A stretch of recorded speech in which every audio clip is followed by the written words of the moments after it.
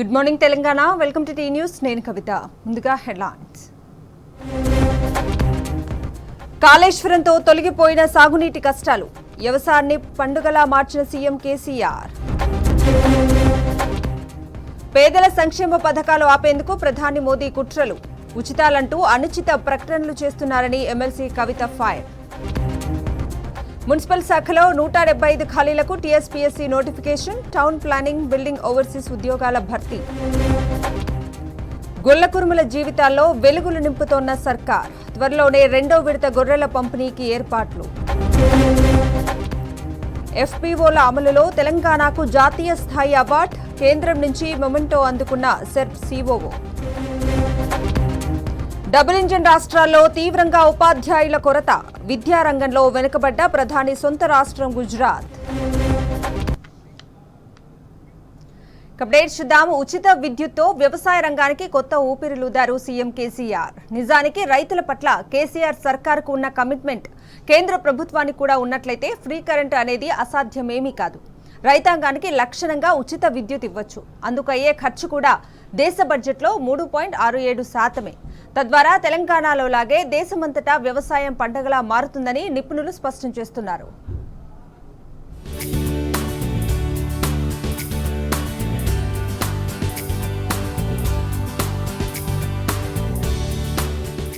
ఉచిత విద్యుత్ అనే హామీని నిజం చేసిన ఘనత సీఎం కేసీఆర్దే. ఫ్రీ కరెంటు హామీని నిలబెట్టుకోవడం ద్వారా వ్యవసాయ రంగ గతిని మార్చిన ఘనత కూడా తెలంగాణ ముఖ్యమంత్రిదే. తెలంగాణలో సాధ్యమైంది యావత్ దేశంలోనూ ఇది సాధ్యమని సీఎం కేసీఆర్ ఇటీవల కుండబద్దలు కొట్టారు. దేశ రైతాంగాన్ని ఆదుకోవడానికి, పెట్టుబడి వ్యయం తగ్గించడానికి, సాగు భూముల్లో జలకళ నింపడానికి దేశమంతా వ్యవసాయానికి ఉచిత విద్యుత్ ఇస్తామని తెలంగాణ ముఖ్యమంత్రి ప్రకటించారు. కానీ ఈ ప్రకటన సాధ్యం కాని హామీ అని బీజేపీ నేతలు నోటికొచ్చినట్లు మాట్లాడుతున్నారు. అయితే కేసీఆర్ ప్రకటన ఆచరణ యోగ్యమైనదని, ప్రణాళికాబద్ధంగా ముందుకెళ్తే అమలు సులభ సాధ్యమేనని ఆర్థిక వ్యవసాయ రంగ నిపుణులు చెబుతున్నారు.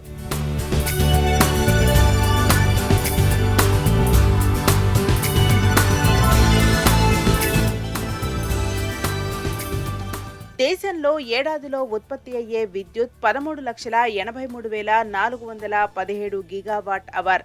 అందులో మొత్తం విద్యుత్ వినియోగం 12,48,086 గిగావాట్ అవర్.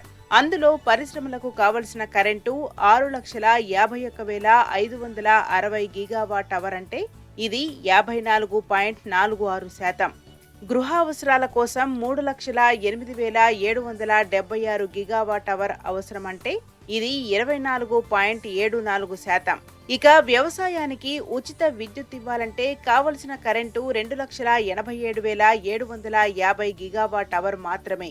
మొత్తం విద్యుత్తులో ఇది 20.8% మాత్రమే. అటు కేంద్ర బడ్జెట్ 39,44,909 కోట్ల రూపాయలు కాగా, ఉచిత విద్యుత్ కోసమయ్యే ఖర్చు 1.45 లక్షల కోట్ల రూపాయలు మాత్రమే. అంటే ఫ్రీ కరెంటు కోసం కేంద్ర బడ్జెట్లో 3.67% సరిపోతుంది.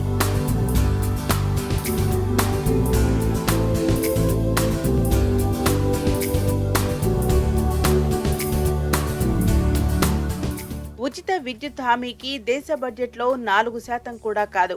దేశంలో ఉత్పత్తి అయ్యే మొత్తం విద్యుత్తులో 54.40% వినియోగించుకుంటున్న తయారీ పరిశ్రమల రంగం దేశ స్థూల జాతీయ ఉత్పత్తి జీడీపీలో 14.43% వాటాను కలిగి ఉన్నది. ఇదే సమయంలో 20.8% విద్యుత్ మాత్రమే వినియోగించుకుంటున్న వ్యవసాయ రంగం వాటా జీడీపీలో 20.19%. అంటే ఎక్కువ విద్యుత్ వినియోగిస్తున్న తయారీ పరిశ్రమలు ఆర్థికాభివృద్ధికి తక్కువ తోడ్పాటు అందిస్తుండగా, పరిమితంగా వినియోగిస్తున్న వ్యవసాయ రంగం ఎక్కువగా తోడ్పాటు అందిస్తున్నది.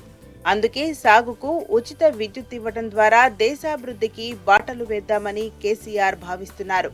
వ్యవసాయ రంగానికి ఉచిత విద్యుత్ అందిస్తే దేశ ఆర్థిక వ్యవస్థ మరింత బలోపేతమవుతుందని ఆర్థిక రంగ నిపుణులు చెబుతున్నారు. తెలంగాణలో వ్యవసాయానికి 24 గంటల పాటు నాణ్యమైన ఉచిత విద్యుత్ అందిస్తుండగా, ఏపీ, పంజాబ్, తమిళనాడులో కొన్ని నిబంధనలతో ఉచిత విద్యుత్ను సరఫరా చేస్తున్నారు. కర్ణాటకలో అమలులో జాప్యాన్ని ప్రదర్శిస్తున్నారు. ఉత్తరప్రదేశ్, మధ్యప్రదేశ్, బీహార్, జార్ఖండ్, మహారాష్ట్రలోని తూర్పు ప్రాంతం, పశ్చిమ బెంగాల్ పశ్చిమ ప్రాంతాల్లో తీవ్ర నీటి ఎద్దడి పరిస్థితులు ఉన్నాయి. బోర్ల సాయంతోనే వ్యవసాయం చేస్తున్నారు. ఆయా ప్రాంతాల్లో అధిక విద్యుత్ ఛార్జీలతో రైతన్నలు వ్యవసాయాన్నే విడిచిపెట్టే పరిస్థితులున్నాయని సర్వేలు చెబుతున్నాయి. ముఖ్యంగా యూపీ, మధ్యప్రదేశ్లోని 13 జిల్లాలు కలిగిన బుందేల్ఖండ్ ప్రాంతంలో కరువు వికటాట్టహాసం చేస్తున్నది. ఇలాంటి పరిస్థితుల్లో వ్యవసాయానికి ఉచిత విద్యుత్ ప్రకటన అన్నదాతలకు ఎంతో ఊరట కలిగిస్తున్నది. కేసీఆర్ తాజా ప్రకటనతో బీజేపీ పాలిత రాష్ట్రాలకే ఎక్కువ ప్రయోజనం చేకూరనుంది. అయినా బీజేపీ నేతలు సొంతింటి బాగుకే మోకాలడ్డుతున్నట్టు విమర్శలు వ్యక్తమవుతున్నాయి.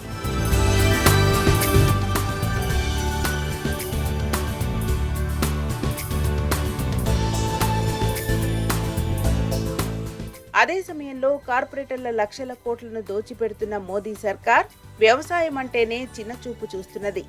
రుణాలను మాఫీ చేయొద్దంటూ రాష్ట్ర ప్రభుత్వాలకు ఉచిత సలహాలను ఇస్తోంది. నిజానికి వాస్తవ పరిస్థితిని బట్టి చూస్తే అప్పులను చేయొచ్చు, రుణాలు మాఫీ చేయొచ్చు. ప్రధానమంత్రి నరేంద్ర మోదీకి ముందు అధికారంలో ఉన్న 14 మంది ప్రధానులు కలిసి 6 లక్షల కోట్ల రూపాయలు అప్పు చేశారు. వడ్డీలకే వార్షిక రాబడిలో 37% ఖర్చు చేస్తున్నారు. ఎఫ్ఆర్బిఎం చట్టం ప్రకారం కేంద్ర ప్రభుత్వం జీడీపీలో 40% మించి అప్పులు చేయకూడదు. మోదీ ప్రభుత్వం ఇప్పటికే 54% అప్పులు చేసిందని కాగ్ ఇటీవల కేంద్రాన్ని తలంటింది. అప్పుకు వడ్డీ చెల్లించేందుకే రాబడిలో 37% నిధులను వెచ్చిస్తున్న కేంద్రం రైతన్నలకు 4% ఎందుకు ఖర్చు చేయలేదని వ్యవసాయ రంగ నిపుణులు ప్రశ్నిస్తున్నారు. ఎన్పీఏల పేరిట బ్యాంకులను లూటీ చేసిన కార్పొరేటర్లకు ఏకంగా 12 లక్షల రూపాయల కోట్లను మోదీ సర్కార్ రుణాలు మాఫీ చేసింది. ఈ డబ్బుతో ఏకంగా 10 ఏళ్ల పాటు రైతన్నలకు ఉచిత విద్యుత్ ఇవ్వొచ్చు కదా అని నెటిజన్లు కేంద్ర ప్రభుత్వంపై దుమ్మెత్తిపోస్తున్నారు.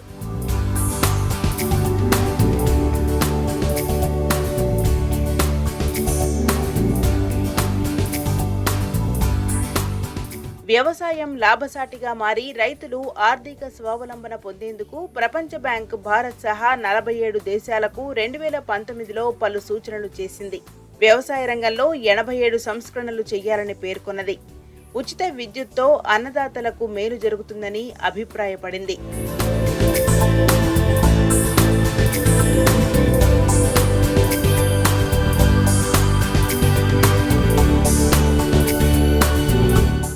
రాష్ట్ర వ్యవసాయ రంగం కొత్త రికార్డులు సృష్టిస్తోంది. ఈ వానాకాలం సీజన్లో ఇప్పటికే వరి సాగు విస్తీర్ణం గత రికార్డులను అధిగమించగా వివిధ పంటల సాగు విస్తీర్ణం కూడా అదే బాటలో పయనిస్తోంది. అయితే సీఎం కేసీఆర్ తీసుకున్న చర్యలతో ఒకవైపు తెలంగాణలో సాగు విస్తీర్ణం పెరుగుతుంటే మరోవైపు కేంద్రంలోని బీజేపీ సర్కారు రైతు వ్యతిరేక విధానాలతో దేశవ్యాప్తంగా సాగు విస్తీర్ణం 5% మేర తగ్గింది. రాష్ట్రంలో వరి సాగు కొత్త రికార్డులు సృష్టిస్తోంది. వానాకాలం సీజన్లో వరి సాగు విస్తీర్ణం తొలిసారిగా 62 లక్షల ఎకరాలు దాటింది. ఇది ఉమ్మడి ఏపీ, తెలంగాణ రాష్ట్ర చరిత్రలోనే అత్యధికం. మరికొన్ని ప్రాంతాల్లో వరి నాట్లు ఇంకా కొనసాగుతున్నాయి. దీంతో ఈ నెలాఖరు వరకు ఇది మరో 2 లక్షలు పెరిగే అవకాశం ఉంది. 2021-22 వానాకాలం సీజన్లో 61.94 లక్షల ఎకరాల్లో వరి నాట్లు వేయగా ఈ సీజన్లో ఇప్పటికే 62.12 లక్షల ఎకరాలకు చేరింది.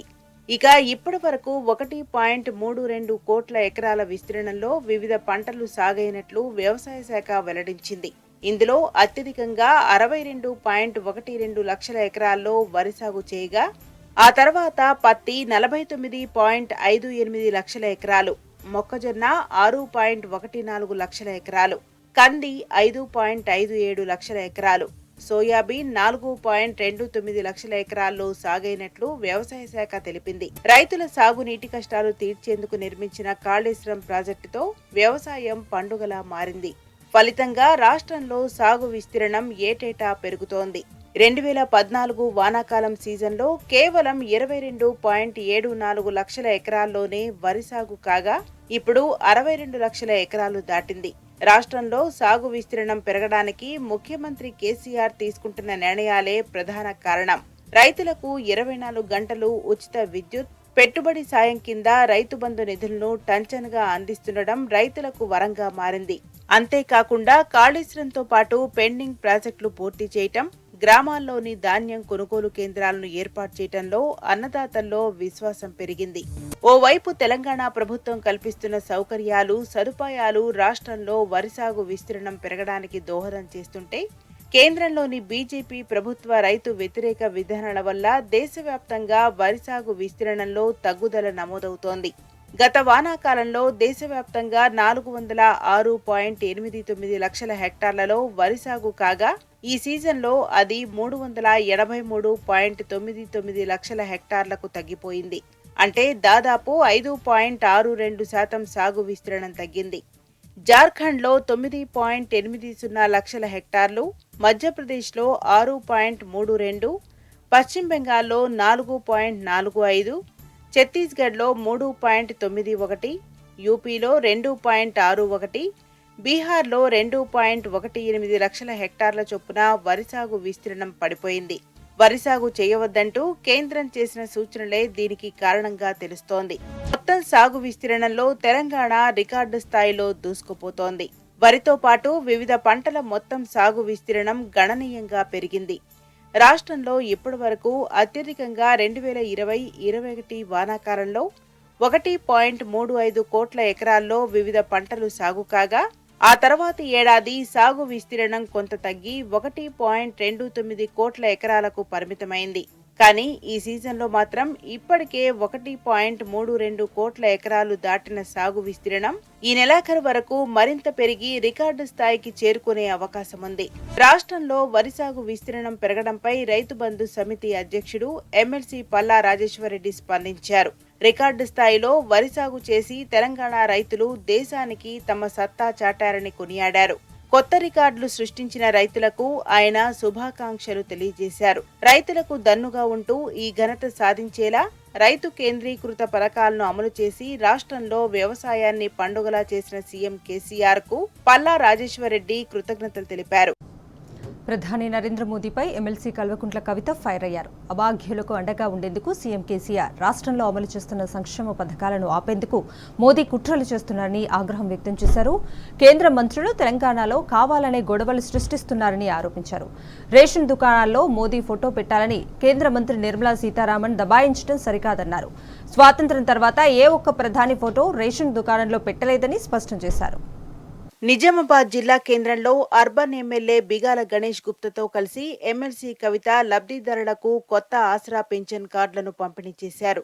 అనంతరం లబ్ధిదారులతో కలిసి సహపంక్తి భోజనం చేశారు. ఇటీవల నిజామాబాద్, కామారెడ్డి జిల్లాల పర్యటనలో కేంద్ర మంత్రి నిర్మలా సీతారామన్ వ్యవహరించిన తీరును ఖండించారు. కేంద్ర మంత్రి హోదాలో ఓ కలెక్టర్తో ఇష్టానుసారంగా మాట్లాడడం సరికాదన్నారు. పేదోడి వంటింట్లో మంట పెట్టిన మోదీ ఫోటోలను సిలిండర్ల మీద పెట్రోల్ బంకుల్లో పెడతామని చురకలంటించారు. బ్యాంకులకు డబ్బులెగ్గొట్టి విదేశాలకు పారిపోయిన తన సన్నిహితులు, మిత్రులకు 10 లక్షల కోట్లకు పైగా దేశ సంపదను పంచిపెట్టిన ప్రధాని మోదీ సంక్షేమ పథకాలను ఉచితాలు అంటూ అనుచితంగా మాట్లాడుతున్నారని కవిత మండిపడ్డారు. కుట్రపూరితంగా మోదీ ప్రభుత్వం కావాలనే ఉచిత పేరుతో చర్చను లేవదీసిందని ఆరోపించారు. ఇవాళ పెన్షన్ ఇచ్చేది కూడా కేవలం ఒక అనుబంధంతోని, ఒక ఆర్ద్రతతోని, పెద్దవాళ్ళందరూ సంతోషంగా ఉండాలనేటటువంటి ఒక బాధ్యతతోనే ఇవాళ పెన్షన్ ఇవ్వడం జరుగుతూ ఉన్నది. తెలంగాణలో ఎంత సంపద పెరగాలంటే ఇంట్లో ఒక్కరికి కాదు, ఇద్దరికి పెన్షన్ ఇచ్చుకునే స్థాయికి మనం పోవాలని చెప్పి ఒక ఆడబిడ్డగా మనస్ఫూర్తిగా నేను కోరుకుంటా ఉన్నాను. కానీ నరేంద్ర మోడీజీ आजकल एक नया बात बोलना शुरू कर दिया इस देश में। क्या बोल रहे हो? पेंशन नहीं देना गरीबों को, रेशन नहीं देना गरीबों को, घरा नहीं देना, बच्चों के लिए पढ़ने के लिए स्कॉलरशिप नहीं देना, शादी मुबारक नहीं देना, केसीआर किट नहीं देना. क्यों नहीं देना? ఎందుకు ఇవ్వద్దంటే ఇవన్నీ ఉచిత పథకాలు ఇచ్చి ప్రజల్ని చెడగొడుతున్నాయట ప్రభుత్వాలు. చెడగొడుతున్నామా? అవసరం ఉన్నోడికి కడుపు నింపడానికి ఇస్తున్నామా, లేకపోతే ఉన్నోడికి బాగా డబ్బులు ఎక్కువైనోనికి పంచిపెడుతున్నామా? ఒక్కసారి ప్రజలు దయచేసి ఆలోచించుకోవాలి. డబ్బులు బాగున్నోనికి పంచిపెడుతున్నది ఎవరు ఇవ్వాలా? మోడీ గారు 10 లక్షల కోట్ల రూపాయలు బ్యాంకులో డబ్బులు ఎగ్గొట్టిపోయిన మిత్రులకు, ఆయన మిత్రులకి అలా 10 లక్షల కోట్లు పంచుకున్నాడు. అదేమో కరెక్ట్ అట, మనమేమో పేదవాళ్ళకు పెన్షన్ ఇవ్వద్దట. ఇది న్యాయమేనా? దయచేసి మీరందరూ ఒకసారి ఆలోచించాలి. కేంద్ర మంత్రులు తెలంగాణకు వచ్చి కొత్త పంచాయతీలు పెడుతున్నారని మండిపడ్డారు ఎమ్మెల్సీ కవిత. బీజేపీ చేసే అసత్య ప్రచారాల పట్ల మహిళలు, యువత జాగ్రత్తగా ఉండాలని సూచించారు. తెలంగాణ ఉద్యమంలో నిజామాబాద్ జర్నలిస్టుల సేవలు మరవలేనివన్నారు ఎమ్మెల్సీ కవిత. ఎక్కడ అవకాశం ఉంటే అక్కడ తప్పకుండా బ్యాడ్మింటన్ కోర్ట్ అన్నారు, పైన ఒకటి కంప్యూటర్ షెడ్ అన్నారు. ఆ రెండింటికి కూడా సంపూర్ణంగా నా ఎమ్మెల్సీ ఫండ్స్ నుంచి నేను ఇచ్చి సహకారం అందిస్తానని చెప్పి ఈ సందర్భంగా మీకు తెలియజేస్తూ ఉన్నాను. కానీ ఒక ఆడబిడ్డగా మనస్ఫూర్తిగా నేను మా జర్నలిస్ట్ మిత్రులను కోరేది ఒకటే, ఎంతమంది జర్నలిస్టులు ఉన్నారు, ఎవరికి ఇళ్ల స్థలాలు లేవు, ఎవరికి ఇళ్ల స్థలాలు కావాలి అన్న విషయం మీరు చెప్పగలుగుతారు కానీ నేను చెప్పలేను. అందరూ కూర్చొని ఒక 2 days టైంలో దయచేసి ఒక ఫైనల్ లిస్ట్ ఇవ్వండి, తప్పకుండా ఒక 1.5 month లోపల క్లియర్ చేసి ఇచ్చే బాధ్యత అని నేను మనస్ఫూర్తిగా నేను కోరుతాను. మీ అందరూ కూడా ఆలోచించుకోవాలి, అర్థం చేసుకోవాలి. రోజు రోజుకు తెలంగాణలో ల్యాండ్ వాల్యూస్ పెరుగుతూ ఉన్నాయి, రోజు రోజుకు భారం పెరుగుతూ ఉంటుంది. కాబట్టి మీరు ఎంత తొందరగా మాకు ఆ లిస్ట్ ఇస్తే అంత తొందరగా జర్నలిస్టులకు ఇల్లు స్థలాలు ఇచ్చేటటువంటి సంపూర్ణ బాధ్యత నేను తీసుకుంటా అని చెప్పి మీ అందరూ కూడా నేను తెలియజేస్తా ఉన్నాను. నిజామాబాద్ జర్నలిస్టులకు ఇళ్ల స్థలాలు ఇస్తామని ప్రకటించారు. 2 రోజుల్లో జాబితా రూపొందించి ఇవ్వాలని కోరారు. దేశంలో ఏ రాష్ట్రంలో లేని విధంగా తెలంగాణ రాష్ట్ర ప్రజలు ఆత్మగౌరవంతో జీవిస్తున్నారని ఎమ్మెల్సీ కవిత పేర్కొన్నారు. వయసు మీద పడిన వారు, భర్తలను కోల్పోయిన వారు, ఒంటరి మహిళలు, బీడీ కార్మికులు, వివిధ రుగ్మతలతో బాధపడుతున్న వారికి పింఛన్లు ఇచ్చి ఆదుకుంటున్న ఏకైక ప్రభుత్వం తెలంగాణేనని స్పష్టం చేశారు.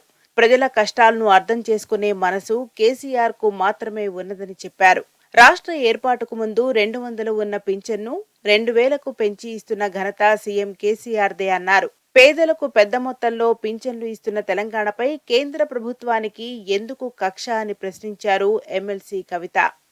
సీఎం కేసీఆర్ పిలుపిచ్చిన బీజేపీ ముక్త్ భారత్ నినాదంతో దేశ రాజకీయాల్లో విప్లవాత్మక అడుగులు పడుతున్నాయి. బీజేపీ నియంతృత్వ పాలనను వ్యతిరేకిస్తున్న విపక్ష పార్టీలన్నీ ఒక్కటయ్యే దిశగా పయనిస్తున్నాయి. సీఎం కేసీఆర్ బీహార్ టూర్తో జాతీయ రాజకీయాలు శరవేగంగా మారుతున్నాయి. వచ్చే అసెంబ్లీ ఎన్నికల్లో బీజేపీ పీఠాన్ని పెకిలించడమే లక్ష్యంగా విపక్షాలన్నీ ఐక్యత రాగం అందుకున్నాయి. బీజేపీ ముక్త భారత్ దిశగా అడుగులు పడుతున్నాయి. నియంతృత్వ పాలనతో దేశాన్ని ఆగం చేస్తోన్న కాషాయ సర్కారు పీఠాలు కదులుతున్నాయి.